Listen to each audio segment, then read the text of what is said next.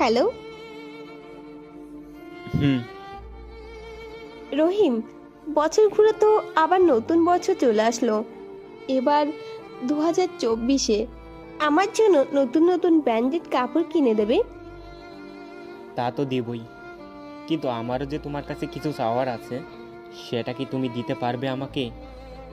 আজ পর্যন্ত আমার কাছে তুমি কিছুই চাওনি, আর আজ একটা কিছু চাইবে সেটা আমি দেব না? তুমি চেয়ে তো দেখো। আমি জানি তুমি দেবে না।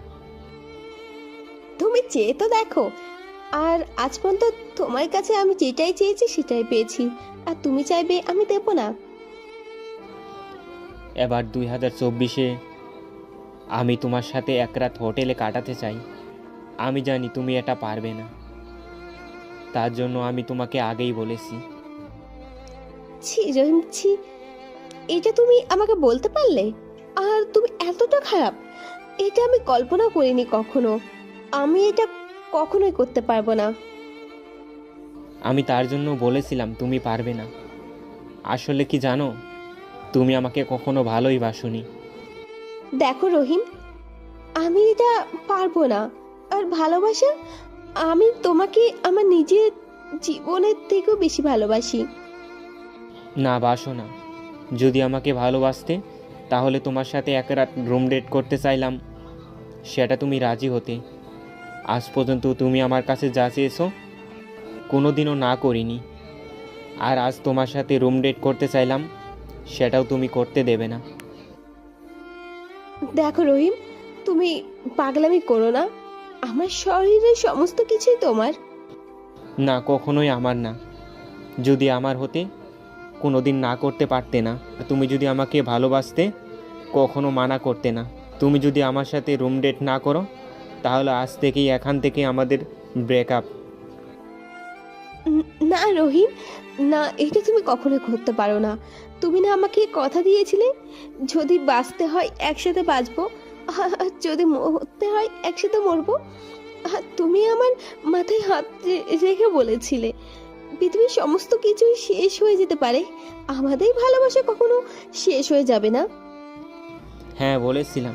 তার মানে এই নয় যে আমি তোমার সাথে রুম ডেট করতে পারবো না। দেখো, এত কথা শোনার মতো আমার সময় নেই। যদি রুম ডেট করতে না পারো, আমাদের এখান থেকেই আমাদের সম্পর্ক ব্রেকআপ। ঠিক আছে, তবে রুম ডেট করার পর আমাকে ছেড়ে চলে যাবে না তো? আসলে তুমি আমাকে বিশ্বাসই করো না, আর আমি তো তোমাকে ভালোবাসি। তাহলে তোমাকে ছেড়ে যাব কেন? আমি তোমাকে আমার নিজের জীবনের থেকেও বেশি বিশ্বাস করি।